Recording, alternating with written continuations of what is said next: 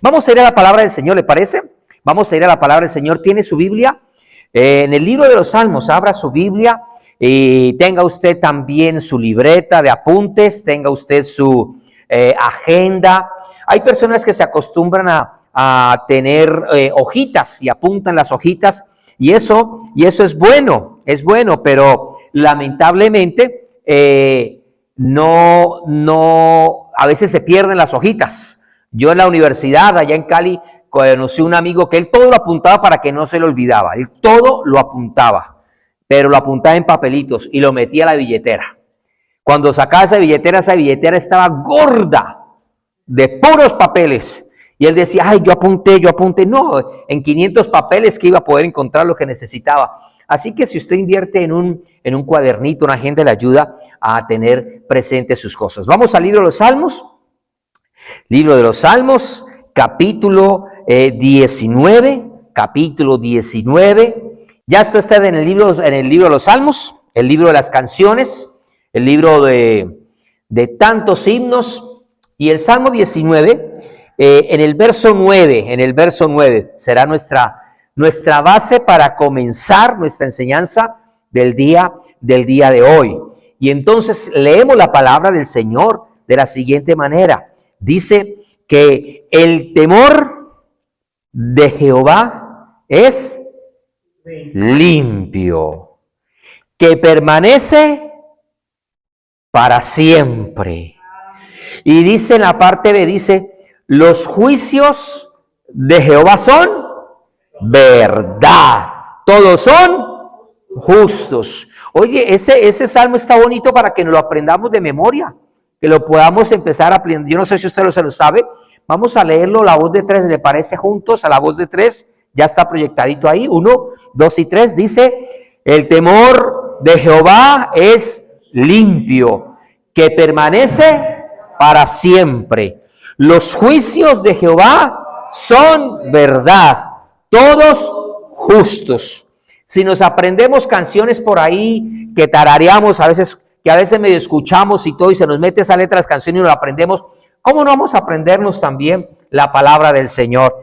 Entonces, le animo para que usted pueda tomar ese tiempo y meditarlo durante esta semana. El temor de Jehová es limpio, que permanece para siempre. Los juicios de Jehová son verdad, todos son justos.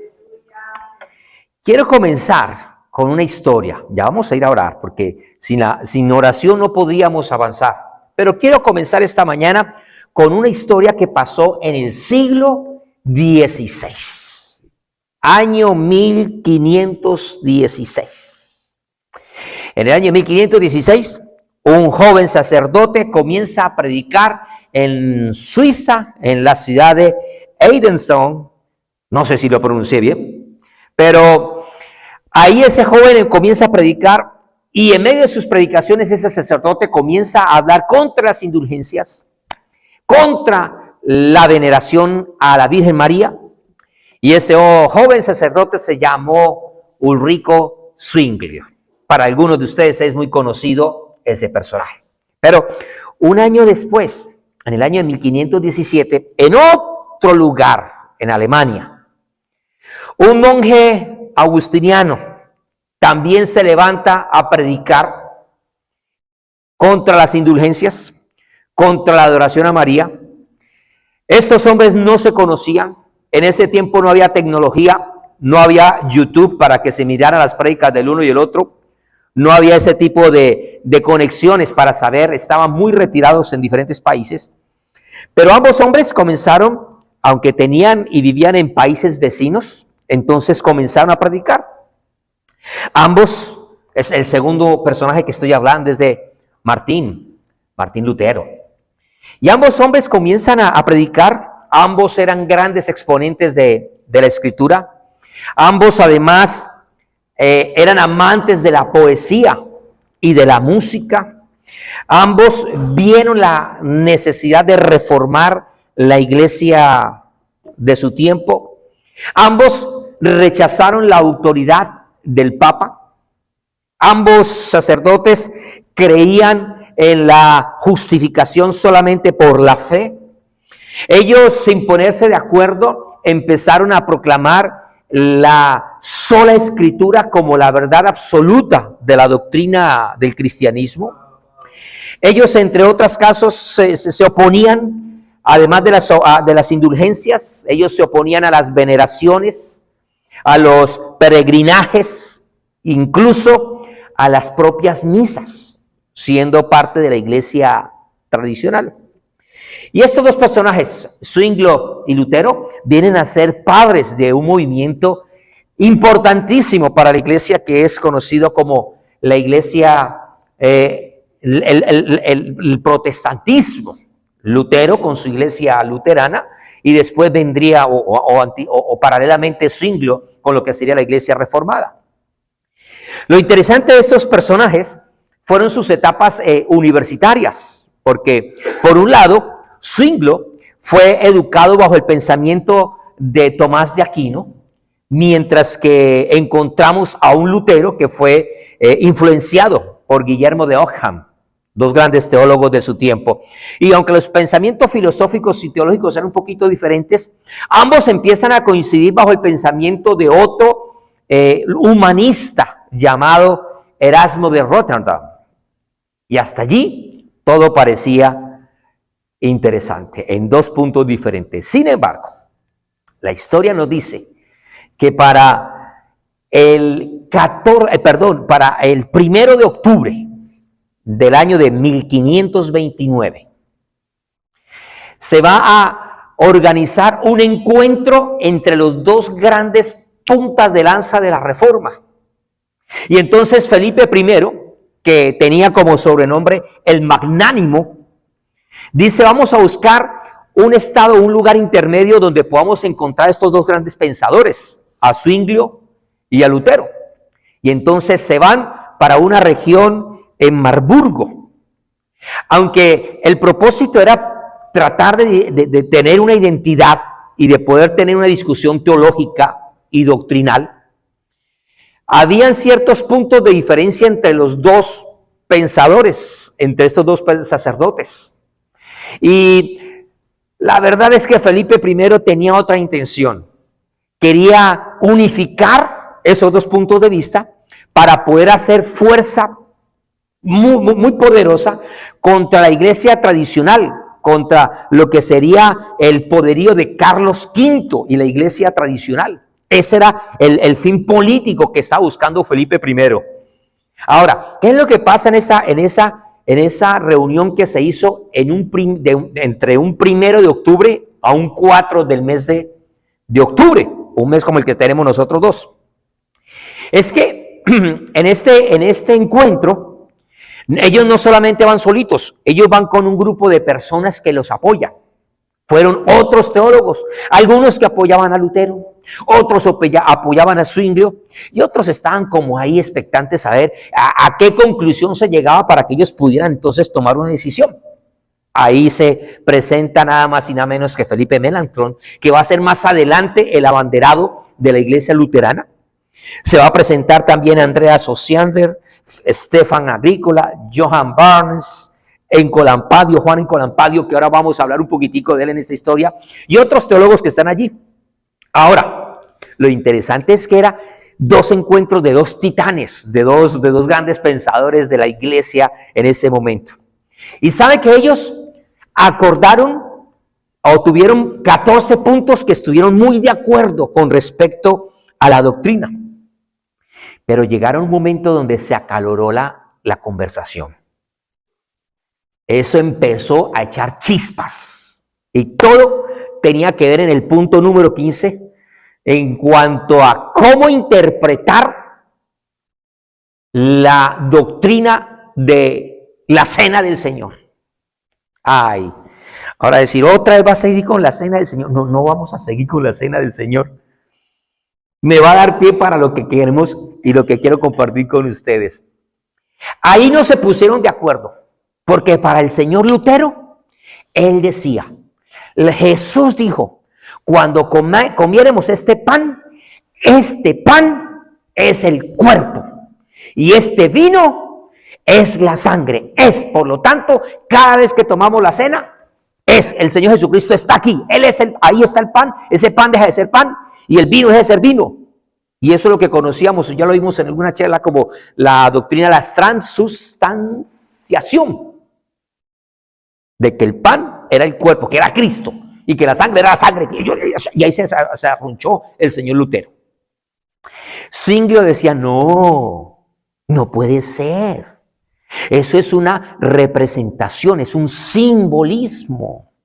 Porque es que si estamos celebrando aquí la cena del Señor y decimos que Cristo está aquí, si en otro lugar están celebrando la cena del Señor, ¿cómo Cristo va a estar aquí y allá? Porque o está aquí o está allá. Entonces ahí se agarraron de las mechas. Bueno, no sé si tenían mechas, pero de ahí echaron chispas. No se pusieron de acuerdo y se fueron para un segundo día. Y no se pusieron de acuerdo y siguieron así con respecto a este punto. ¿Sabe qué pasó? Después de 4 días, ya el último día al final, pues Lutero, que entre otras cosas tenía un carácter, el hombre era lo que él dijera. Tenía una trayectoria, una envergadura.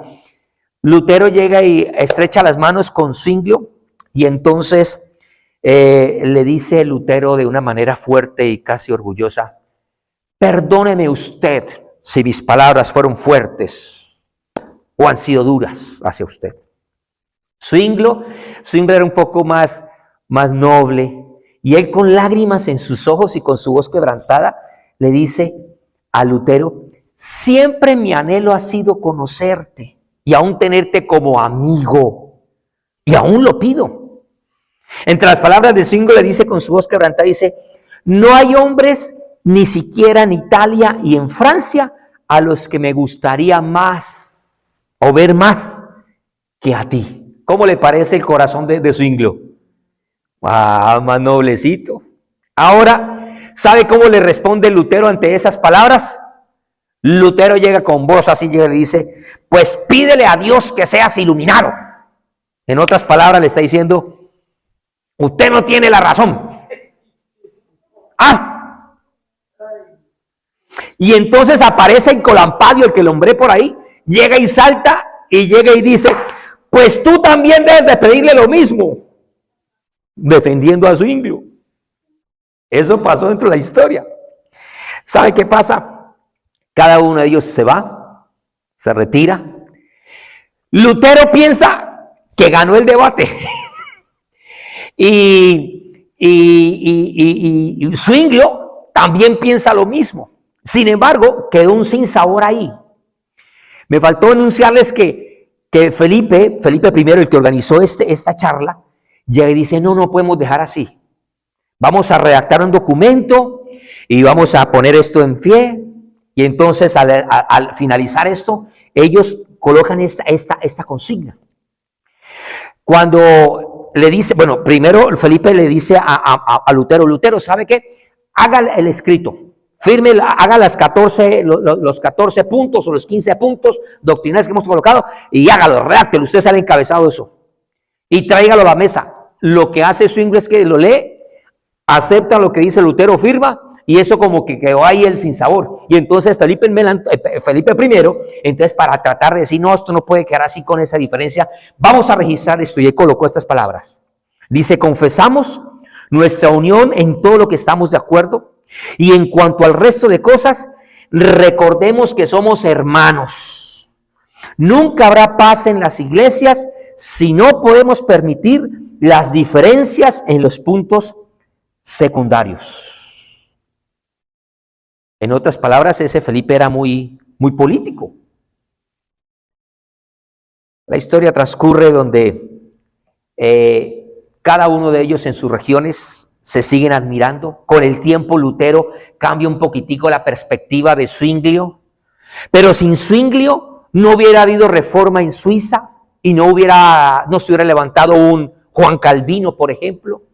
Sin Lutero no se hubiera podido tampoco avanzar en el norte de Alemania y todo el impacto que él tuvo junto a la reforma. Y entonces todas las cosas de lo que estamos hablando ahora tiene que ver con algo bien interesante que pasó también en un octubre.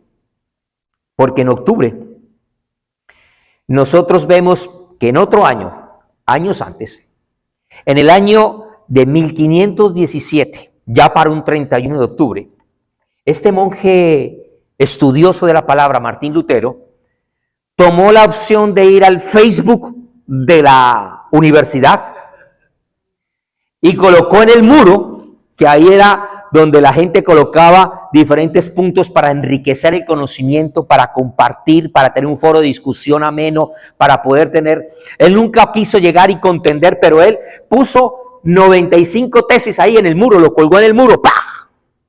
Y eso sí que fue un acabose, y eso trajo una revolución que hasta el día de hoy, y lo vimos como afectó también con Zwinglio y sus posiciones, estas 95 tesis. ¿Para qué le conté esta historia? Porque es que ambos acontecimientos, aunque fueron en diferentes lugares, fue en un mes de octubre. Y octubre para muchos o es el mes de las brujas y del Halloween. Para otros, octubre en Colombia es el mes para no hacer esa fiesta del Halloween como tan fea de brujos. Entonces le llaman la fiesta de los niños también. Pero para muchos de nosotros consagramos y reconocemos que octubre es el mes de la Biblia, de la palabra del Señor. Así que, con base a esto, quiero que compartamos este tema y vamos a orar por ello.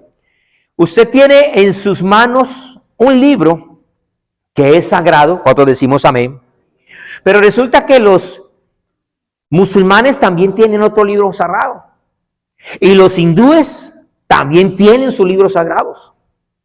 Y los aztecas, y los toltecas, y los egipcios, y una cantidad de pueblos afirman tener sus escritos y sus libros sagrados.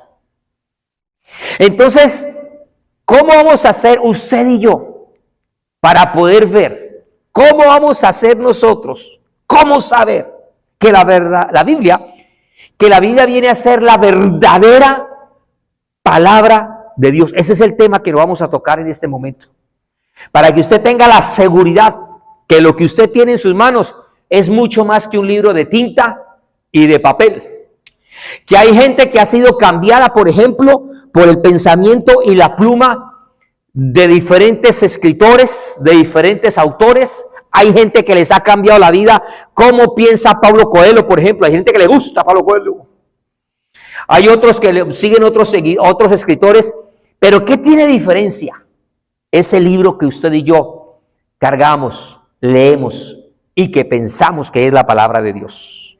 Así que ese va a ser el tema. Incline su rostro para que oremos y sea el Señor dirigiéndonos en este tiempo para poder recibir lo que Dios tenga. Padre, hoy venimos delante de ti con temor y con temblor, entendiendo y comprendiendo que nuestra mente, Señor, es limitada, que nuestra mente, Señor, es pequeña, entendiendo, Cordero de Dios, que nada de lo que podamos hacer o decir, Señor, sin tu presencia tiene valor y trascendencia.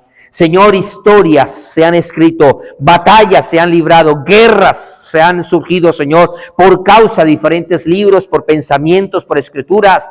Divisiones han habido dentro de nosotros, Señor, por las escrituras. Diferentes puntos de vista, Señor, han acontecido, pero hoy queremos venir a acercarnos con temor y con temblor delante de ti, pidiendo que sea la sabiduría del Espíritu de Dios, recibiendo todo lo que es tuyo, todo lo que proviene de ti, Señor, rechazando, Señor, todo lo que no venga de tus manos, Señor. Lo que no sea tuyo, Señor, lo desechamos, pero atesora en nosotros amor por tu palabra, pasión por tu palabra, devoción por ella, obediencia hacia ella, y que permítenos, Señor, que nuestra mente pueda, Señor, tener el entendimiento necesario y la firmeza y la convicción para nosotros poder vivir conforme a tu palabra. En Cristo Jesús de Nazaret te damos gracias, y el pueblo del Señor dice amén. Yo creo que uno de los órganos que el Señor nos dio, todo nuestro cuerpo es fundamental y es importante. ¿Cuántos decimos amén? La mano es importante, los pies son importantes, cada parte de nuestro cuerpo es importante, los ojos son fundamentales, el corazón lo es también, pero el cerebro el cerebro es un órgano maravilloso en el cual tiene la conexión todos los órganos y ahí vienen nuestras percepciones, nuestras decisiones, todo viene en esa mente y esa mente nos permite a nosotros tener criterios, nos permite a nosotros tener fundamentos, nos permite a nosotros tener certezas, convicciones, no solamente pálpitos como a veces tenemos, es que yo tengo la intuición, es que yo tengo el pálpito, es que no sé qué es lo que tengo, no, la mente nos permite a nosotros tener la razón de nuestras creencias. ¿Cuántos decimos amén? Y la fe no es algo abstracta. La fe no es algo que debe ser impuesta. La fe, como dice la Escritura, es convicción de lo que no se ve. Es convicción. Es pues la fe, la certeza de lo que se espera y es con convicción. Y yo creo que muchos creyentes erramos al desconocer las Escrituras, al no tener la convicción de lo que realmente es ella.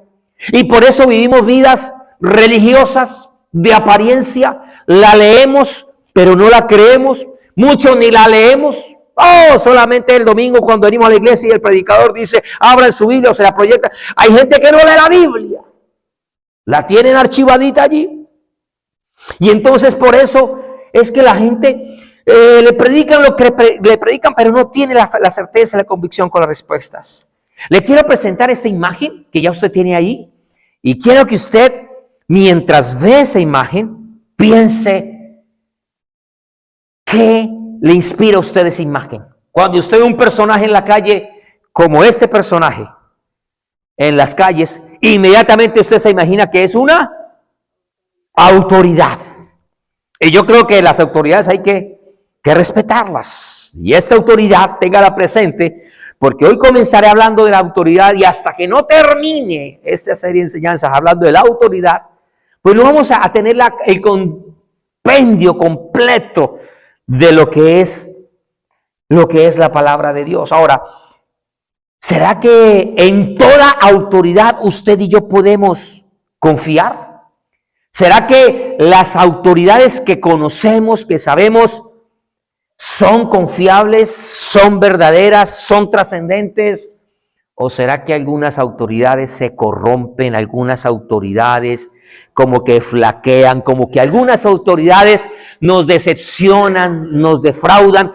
¿Será que las autoridades que nosotros marcamos como nuestros derroteros y dignos de respetar, en algún momento pierden la trascendencia?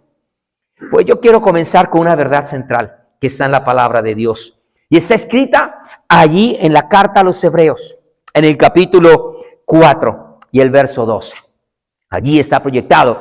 Pero hay una verdad central. Estamos hablando de algo que es un punto neurálgico. Estamos hablando de algo que tiene una columna y unas vértebras que son firmes, que son fundamento sólido para cada uno de nosotros. Y la verdad, esta verdad suprema es que la Biblia es la palabra de Dios. Diga conmigo y con convicción, diga, la Biblia es la palabra de Dios.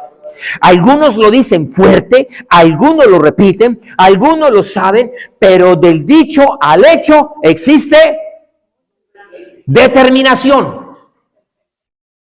Esa es la diferencia. Todos pensamos mucho trecho, la gente no, está muy lejos y por eso no se animan a avanzar.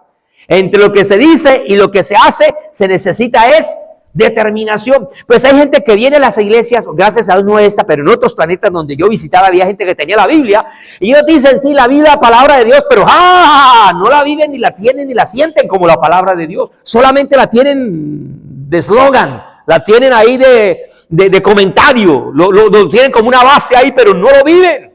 Cuando el escritor de la carta a los Hebreos dice ciertamente, cuando él dice la palabra ciertamente, esa palabra significa que no hay lugar a dudas, que no hay ningún motivo para poder, ningún espacio para poder ceder. Hay una certeza, hay una convicción de que la palabra de Dios es viva y es poderosa y la llama palabra de Dios y más cortante que cualquier espada de dos filos que penetra hasta lo profundo del alma y del espíritu hasta la médula de los huesos y juzga los pensamientos y las intenciones del corazón. Por lo tanto, podemos confiar en la veracidad de su autoridad y de su beneficio para nuestro para nuestro bienestar integral. Diga conmigo, yo puedo confiar en la palabra de Dios. No se olvide el libro de los Salmos, donde leímos en el capítulo 19, verso 9, ese texto. Pero algo que quiero decirles es que todo ser humano tiene una profunda necesidad de confiar en algo o en alguien. Todo ser humano. Desde que nacemos, confiamos en alguien. Y estamos en medio de una sociedad que es tan cambiante, tan variable. Hoy pensamos una cosa, hoy aceptamos una cosa, mañana estamos pensando otras cosas, mañana aceptamos otras cosas. Somos muy volubles. Estamos en una sociedad donde todo está de una manera cambiando tan rápidamente, que es una sociedad vulnerable, una sociedad que es frágil y que todos de una u otra manera necesitamos buscar puntos de apoyo para poder estar seguros en medio de esta situación tan adversa y de poder encontrar la verdad con respecto a todo lo que se está presentando. Hoy la verdad es relativa. Hoy la verdad es según el punto de vista, según la opinión, según el bando, según la postura política. Según la verdad para muchos ha cambiado y ha dejado de ser el derrotero central por la cual el ser humano necesita vivir. Por eso durante este tiempo vamos entonces a meditar en lo que es la palabra de Dios. Y lo primero que quiero hablar de ella es que todos confiamos en algo o en alguien. Hay muchas personas que confían, por ejemplo, en el Estado. Hay muchas personas que ponen su fe ciega en las instituciones del Estado para la protección, para el desarrollo de la sociedad. Y entonces las leyes se convierten en verdades fundamentales que se respetan y que se obedecen para poder entonces desarrollar y disfrutar de esa protección y el desarrollo que el Estado da. Sin embargo, yo no sé a usted, pero en mi caso y en el país que hasta ahora es mi país natal, a mí mi Estado me ha decepcionado. A mí mis instituciones, yo no sé si eso pasa aquí en Estados Unidos, pero a mí, esa autoridad ya se tergiversó. Hay personas que confían en los bancos y ellos piensan que su seguridad financiera está en su platica, su dinero, y lo ponen en él. Y entonces preguntamos, ¿qué banco es más confiable? ¿Qué banco es más seguro? Porque confiamos. Otras personas ponen su confianza en las compañías de seguros. Dicen, yo lo que he logrado, esto me ha costado, yo lo aseguro y a mí me responde la compañía de seguros el día de mañana. Vamos a ver los afectados del huracán, a ver cómo van a luchar con el seguro. Son buenos para cobrar. Usted atrásese un día, ya lo están llamando, oiga, no ha pagado. Pero vaya a ver si son fáciles de desembolsar. ¿Será que se puede confiar en las compañías de seguros? Hay personas que confían en su trabajo, que porque lograron un contrato y firmaron con alguien, dice, ya tengo trabajo, ya la logré, ya estoy seguro en mi trabajo. ¡Ah! Y menos en una sociedad como el día de hoy, donde usted en cualquier momento le dan media vuelta, le dice, muchas gracias, señor, chao pescado. Pero hay gente que pone su confianza, es que yo soy el fulano de tal, de la empresa tal. Hay muchos que confían en sus amigos. Y yo no sé si a usted, algún amigo por ahí le dio la media vuelta, le echó un bulum, le dio en la cabeza, o su amiga. Pero hay gente que confía en su amigo, hay gente que dice, es que es mi amigo, es que es mi amiga. Yo pongo la mano en el fuego por él o por ella. Hay gente que confía en el esposo o en la esposa. Ahora, no estoy empezando a sembrarle discordia a usted para que entonces no y se vaya a volver tan bíblico. Diga, la Biblia dice, ay hermano, la Biblia dice, cuídate de la que duerme a tu lado. No estoy diciendo eso. Entre otras cosas, miren, varones, nos dice a nosotros, cuídense de no le dice a ellas, cuídense del que, no, es nosotros hacia ellas. No, esa es una doctrina que ya muchas hermanas me están mirando como raro. ¿Qué pasó aquí? Pero no podemos confiar. Amamos a nuestros esposos, a nuestras esposas. ¿Cuántos decimos amén? Pero no podemos tener una plena confianza en ellos. Hay gente que pone su confianza en los hijos o en las hijas. Mi muchacho el día de mañana va a salir y me va a ayudar en esto, en esto. Y la vida da muchas vueltas y uno tampoco puede confiar en los hijos. Hay gente que confía en los padres y tiene una confianza plena y ciega en los padres.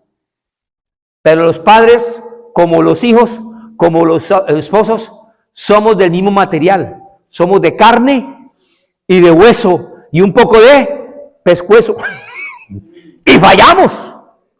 Erramos de una u otra manera. Fallamos, erramos. Ahora, por el otro lado, encontramos personas que se sienten solos, desamparados. Ellos no tienen apoyo alguno. Ellos no tienen a nadie en que apoyarse. No tienen nadie en que confiar. No tienen alguien que los acompañe en ese proceso. Pero también tengo otro tercer bando, que son los arrogantes. Son los ególatras, los que dicen, no, yo no confío en nadie excepto solamente en mí. Yo confío en lo que sé, en lo que tengo, en lo que he luchado, en lo que yo soy. Gente que cree. Nos apoyamos en diferentes cosas. Por eso la pregunta que nosotros tendríamos que realmente hacernos es la siguiente. ¿Qué determina que una autoridad sea confiable? Porque ya nombramos algunas autoridades. Pero ¿qué va a determinar que realmente esa autoridad sea confiable? Un escritor llegó y un pensador dijo en cierta ocasión que el ave canta aunque la rama cruja, porque conoce lo que son sus alas. Qué interesante. Ahora, ¿qué es lo que va a hacer que una autoridad sea confiable? Y van a ser dos cosas. La primera, la veracidad de ella, su testimonio. Que realmente sea alguien confiable, alguien que sea verdadero. Por eso usted trata de asegurarse qué banco maneja mejor las finanzas. Por eso usted trata de buscar el abogado o la persona que tenga más credibilidad, que tenga una trayectoria, que tenga algo más sólido. Eso es algo que nosotros miramos el carácter veraz de esa persona o de esa autoridad. Y lo segundo es lo que se llama la garantía o el beneficio que nosotros vamos a poder recibir al poder colocar nuestra confianza en esa autoridad. Hasta ahí vamos claros. Hasta ahí vamos entendiendo. Algunos todavía estamos divulgando. Eso es lo que nos va a dar a nosotros pie a entender, número uno, qué tan veraz es esa autoridad. Y número dos, qué garantías, qué beneficios tiene esa autoridad para brindarme a mí, al yo poner mi confianza en ello. Por lo tanto, entonces, vamos en este momento a hablar de algunas evidencias de esa veracidad, de ese libro que usted tiene, de ese libro que tal vez usted lee de vez en cuando o que para usted es una necesidad en todas las mañanas y en cualquier momento del día entrar a deleitarse entre las palabras y las líneas de ese sagrado libro.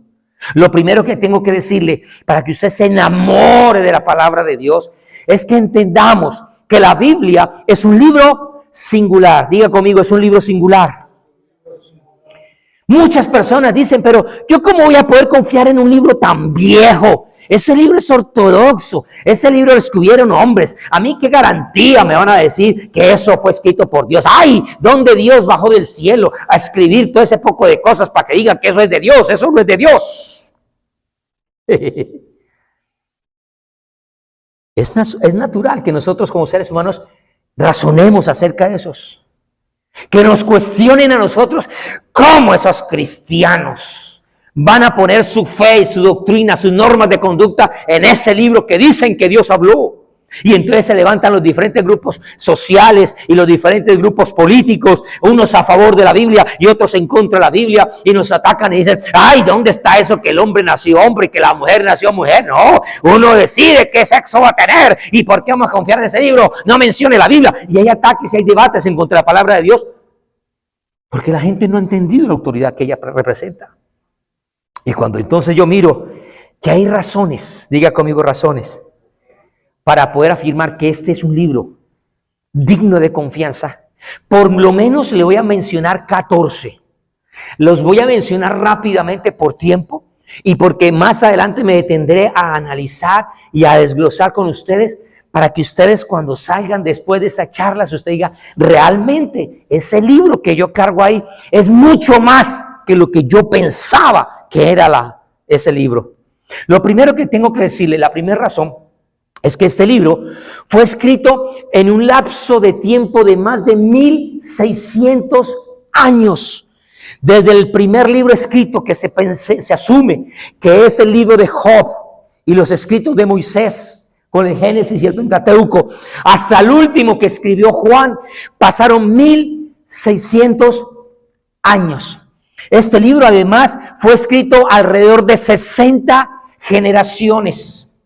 En este libro participaron más de 40 autores. Entre ellos encontramos personas de diferentes clases sociales, encontramos reyes, encontramos filósofos, encontramos campesinos, encontramos pescadores, encontramos gente que tenía habilidad en la poesía, encontramos escritores que fueron estadistas, otros fueron grandes eruditos, otros fueron sencillos y humildes.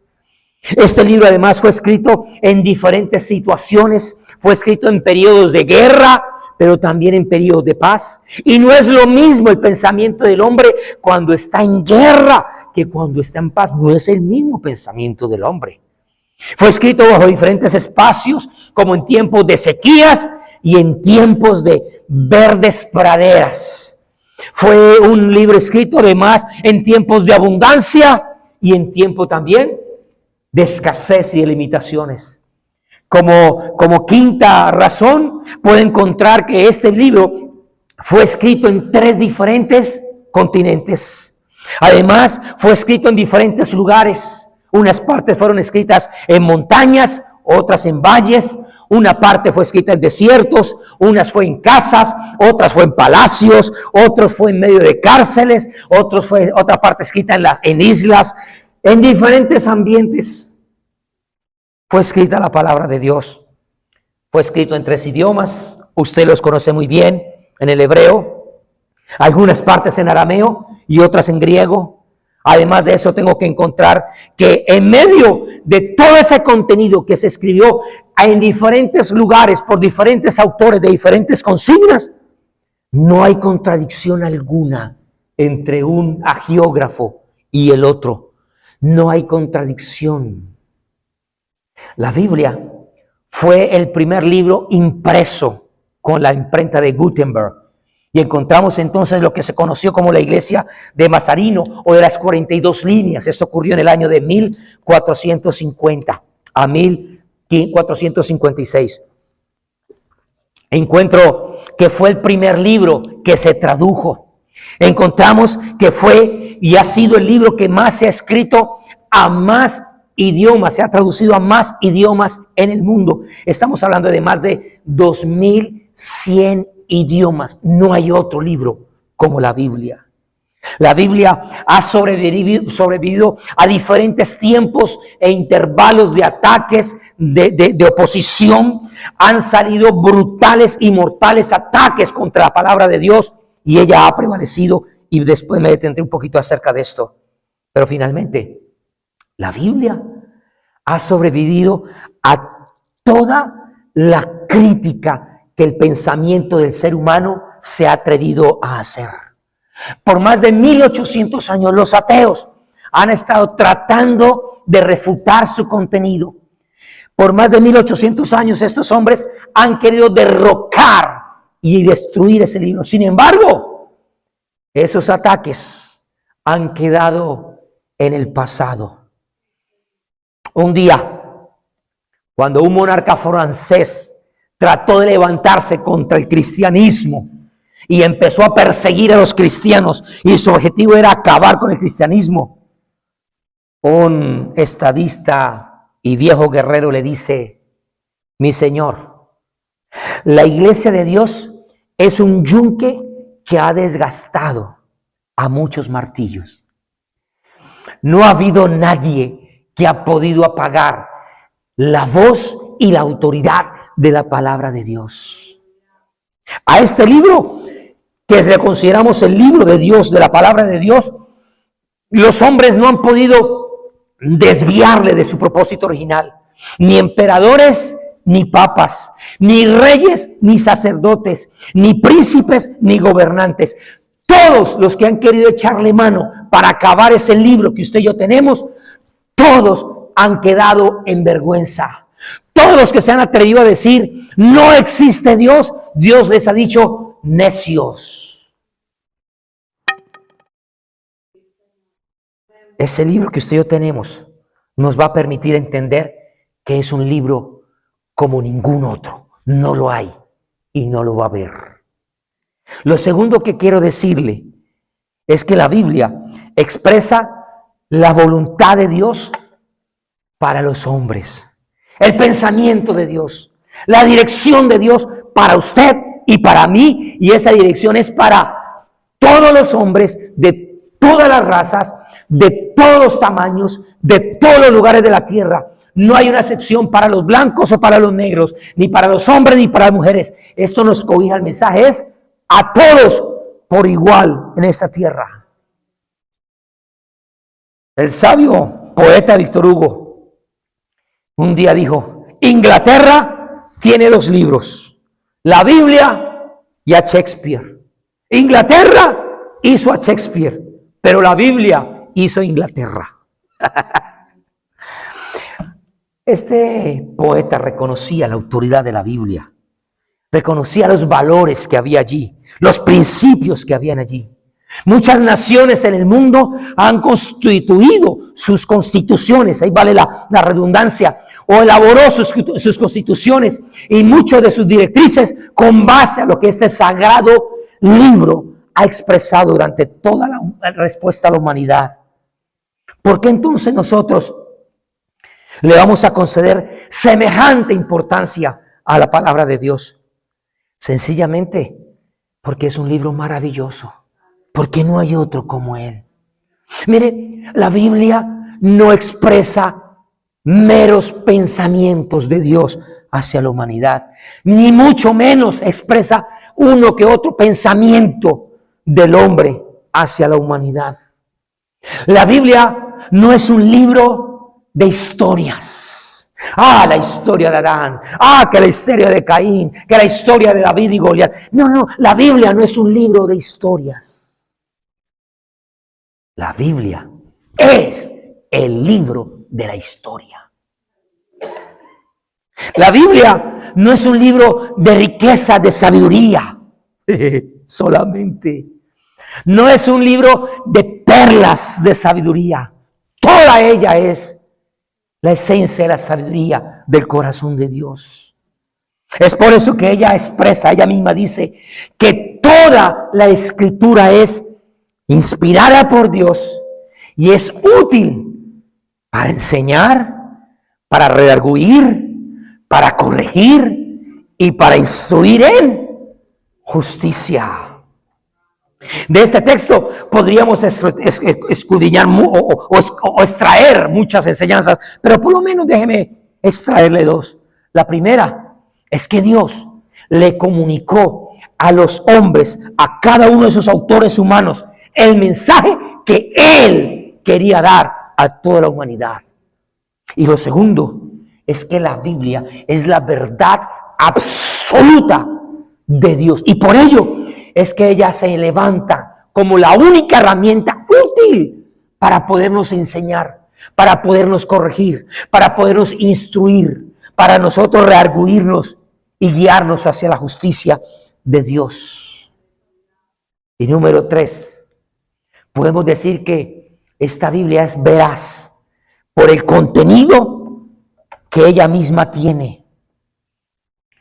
Todos nosotros queremos confiar en algo que sea verdadero. Y yo creo que el Dios que usted y yo tenemos, así como le registra el escritor de Apocalipsis, que en su muslo hay un letrero que dice que Él es el fiel y verdadero, así como Él es fiel y Él es verdadero, su palabra es fiel y es verdadera también. No hay discrepancia entre el Dios, la boca de Dios, y su voz y su palabra. No lo hay. Él y la palabra son uno, no son como nosotros, que sabemos muchas cosas, pero muchas veces decimos otras. Nuestro Dios no es hipócrita. Nuestro Dios es fiel y verdadero. ¿Cuántos decimos amén? Y la Biblia no tiene sombras de error alguno. En la Biblia usted no va a encontrar alguna desviación que vaya a contradecirse de entre ella. Por lo tanto, la Biblia a nosotros no nos va a fallar. Sus pensamientos son justos y verdaderos. Usted lo cree, diga amén. No hay nada más digno de confianza que poder ir a la palabra de Dios y apoyar nuestra vida en ella. Y en medio de tanta incertidumbre, donde unos opinan unas cosas, donde los otros tienen otra voz, donde por aquí hay una mezcla de pensamiento, donde otros con autoridad levantan su voz y dicen, es por aquí. Se necesita que nosotros callemos la voz de los hombres y podamos volver a escuchar en el silencio lo profundo de lo que Dios está hablando a la humanidad para ese tiempo. Se necesita que volvamos a la palabra del Señor. No hay dos verdades. No hay dos verdades absolutas. Solo hay una. Y la encontramos en la palabra de Dios. Y mi último punto de la enseñanza de hoy es poder encontrar, porque si le dijimos que para que algo sea confiable, necesitamos ver que esa autoridad sea confiable, primero que ella sea veraz. Y lo segundo son los beneficios, la garantía que ella representa a todo aquel que confía plenamente en ella. Mire, es que en este libro, présteme atención a lo que le quiero decir. Usted se está jugando su eternidad. Todo por lo que usted está aprendiendo en este libro. Esto es algo de riesgo, esto es algo trascendente. Esto no es ir a jugar un casino y apostar y ganar y perder. No, estamos hablando de su alma y de la eternidad de su alma. Por eso usted no puede hacer lujo de estar jugando con su salvación. Si quiere jugar, cómprese un PlayStation, un Xbox, vaya al parque, juegue con lo que quiera, pero con su salvación no juegue, por favor. No sea necio. El mundo va a pasar. Estuvimos la semana pasada asustados por el huracán. Llegó el huracán, se fue el huracán. Y ahora todo pasa. Todo pasa. Esas preocupaciones que tenemos pasan. Estos dolores que tenemos pasan. Esta situación financiera pasa. El otro mes vamos a tener presidente nuevo y ese también va a pasar. Todo pasa. Por eso necesitamos afirmar nuestra vida y nuestra eternidad en aquel que nos dio la veracidad y los beneficios de poder poner nuestra confianza en Él. Dos cosas. La primera es que la Biblia nos muestra la manera de podernos reconciliarnos con Dios. El sabio Galileo Galilei, yo sé que usted ha escuchado de él, en una ocasión dijo, la Biblia nos ha sido dada no para que sepamos cómo es el cielo, sino para ir a Él. Yo me asombro de aquellas personas que dicen, yo fui al cielo, yo fui al infierno. Y Pablo dice, yo también, y no llegué a chicanear que estuve en el cielo. ¿Y usted ve a Pablo describiendo el cielo? Él dice con una humildad, yo conozco un hombre. No sé si estoy loco, hablo como loco, pero yo estuve por allá en el tercer cielo. ¿Se dice así, verdad, Pablo? Y sabe que cuando él escribe esas palabras, las escribe 14 años después de haber tenido esa experiencia. ¡Ay! Póngale a un youtuber o a un predicador de moda eso que tuvo una experiencia que todo, al día siguiente está publicando en YouTube y en TikTok. Fui al cielo y el cielo así. Mire, fuimos llamados a conocer cuál es nuestro camino para la salvación, para llegar a Él. ¿Sabe qué nos dice la Biblia con respecto a esto? Lo primero que nos dice es que usted y yo somos criaturas de Dios. Váyase a Génesis en el capítulo 1 y usted va a ver cómo el Señor dice, usted es una criatura. ¿Qué somos? Criaturas de Dios. Pero esa criatura que fue constituida a imagen y semejanza de Dios, le dio por hacer lo que quisiera y le prestó más atención, no a la palabra de Dios, sino a otro tipo de palabras y aún a la misma palabra de Él y decir, pues sí, voy a ser como Dios, sí, usted tiene razón, sí, no estoy de acuerdo con ese Dios, y dejó a un lado la palabra de Dios y por tomar su decisión, el hombre desobedeció. Ahora la gran criatura, a imagen y semejanza de Dios, está destituida de la gloria de Dios. Pero el amor de Dios es tan grande que no deja a la criatura perdida, sino que envía a alguien que fue, esto es algo fuerte, alguien que fue sacrificado de antemano, un cordero inmolado desde antes de la fundación del mundo. ¿Usted puede entender eso? Que cuando Adán y Eva pecaron, Dios no dijo, oh, ¿y ahora yo qué voy a hacer? No, cuando Adán y Eva pecaron, ya Él sabía que iba a pecar. Y ya Él tenía de antemano un cordero que había sacrificado desde antes de la fundación del mundo. Así que Dios no deja a la criatura sin esperanza, no la deja perdida. Por el contrario, cuán grande es su amor. Y en Génesis 3:15 encontramos la promesa, la primer promesa mesiánica que iba a venir el Salvador. Y usted conoce el capítulo 3, verso 16 de Juan. Porque de tal manera amó Dios al mundo que dio a su Hijo unigénito para que todo aquel que en él... Pregunto, cuando Cristo estaba diciendo eso, ¿ya había muerto? No, porque estaba hablando. Pero Él está diciendo que a ese Dios que ha dado, eso habla que en el pasado ya estaba determinado que Él iba a morir. Porque las criaturas en Dios se pierde. Pero ¿qué más me dice la Escritura con respecto a este punto? Me dice que solo por la fe en Jesucristo nosotros dejamos de ser criaturas, que ahora somos redimidas porque fuimos criaturas a imagen y semejanza, después criaturas en desobediencia.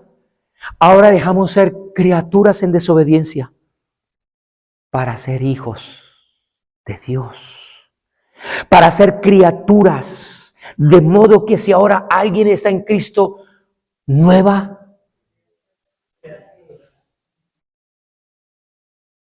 Hay esperanza. Es por eso que Pablo le dice a Timoteo, Timoteo, tienes que entender que solamente hay un mediador entre Dios y los hombres. Y ese es Jesucristo, hombre, no divino. El amor de Dios, la kenosis de Dios, el despojarse de ese peso, de ese manto de divinidad para venir a habitar entre nosotros, para hacernos a nosotros sus hijos, es un privilegio que solamente lo encontramos por estudiar y encontrar esa palabra. Las encuentras allí. La Biblia es el único libro que trae las verdaderas respuestas a preguntas tan trascendentales que el ser humano hasta el día de hoy se ha hecho. ¿Quién soy yo? ¿De dónde vengo? ¿Y para dónde voy? Pregúntele a los budistas, pregúntale a los hinduistas, pregúntele a todos quiénes son. Van a tener diferentes puntos de vista. Pregúntele de a dónde vienen. Van a tener diferentes puntos de vista. ¿Y para dónde van? Muchos ni saben para dónde van. Buda dijo, yo voy a buscar la verdad. Mahoma también quiso buscar la verdad, pero solamente uno que dijo, yo soy la verdad. Ninguno se atrevió a decir que era la verdad. Mira, la Biblia nos habla también acerca de quién es Dios y de quién es Él para la humanidad. ¿Qué demanda Él de cada uno de nosotros? La Biblia es importante para nosotros, ya que nos muestra la única manera para poder nosotros restablecer nuestra comunión con el Señor. Y el segundo punto que quiero decirle para empezar a finalizar, es que nos muestra también cómo usted y yo podemos vivir. Ella se toma el tiempo, ella se da el lujo de contener ese dictamen de Dios, esa ordenanza de Dios, ese mandato que para muchos puede ser un yugo de esclavitud o de fuerza, una camisa de fuerza. Para otros es un deleite saber que podemos vivir nuestra vida cuando confiamos plenamente en ella. ¿Sabe que uno de los textos que más nos resaltan en la Biblia está en el Salmo 119 y el verso 105? Yo sé que usted lo conoce. El Salmo 119, creo que usted no se lo ha aprendido. Es el capítulo más largo. Pero por lo menos el 105, ahora que se lo mencione, yo sé que usted ya lo conoce. Ese texto dice: lámpara es a mis pies tu palabra y lumbrera a mi camino.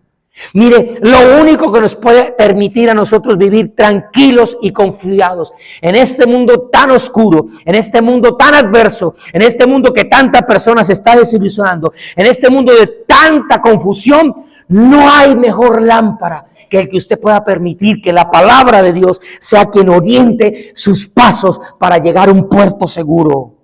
No lo hay. En esta afirmación vamos a entender el valor ético y el valor moral que tiene la palabra de Dios para nosotros. La Biblia está llena de consejos. La Biblia está llena de orientaciones. La Biblia está llena de advertencias también. La Biblia está llena de mandatos que estoy seguro que si los ponemos por obra, nosotros entonces seríamos felices. ¿Qué nos habla la Biblia? Número 1, la Biblia nos advierte sobre los peligros de las relaciones fuera del matrimonio, por ejemplo. La Biblia nos habla a nosotros de la manera de cómo tener buenos amigos y cómo tratar con ellos, cómo hacer amigos. La Biblia me habla de cuál debe ser nuestra actitud frente a los tiempos de crisis. La Biblia nos enseña sobre el valor del trabajo. La Biblia nos habla sobre el amor.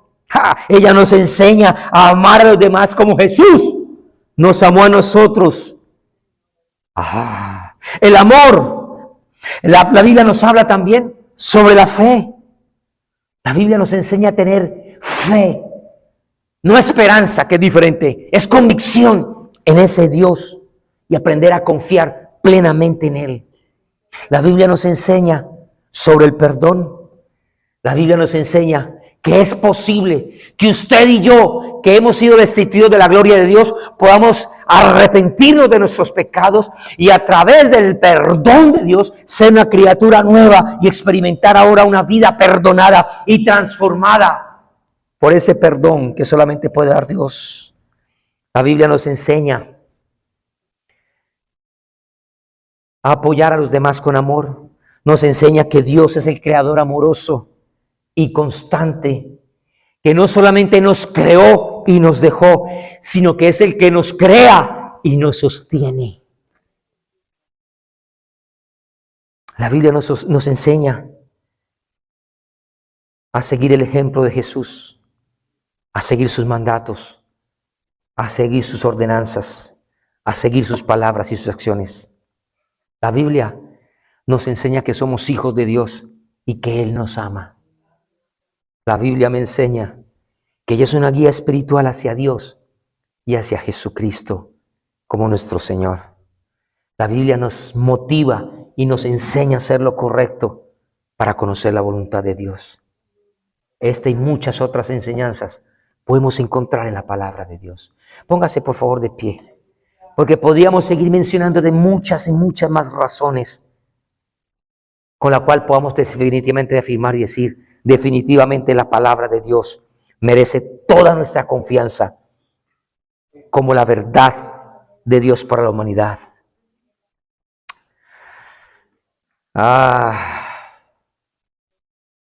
Qué frase la de Galileo, ¿eh?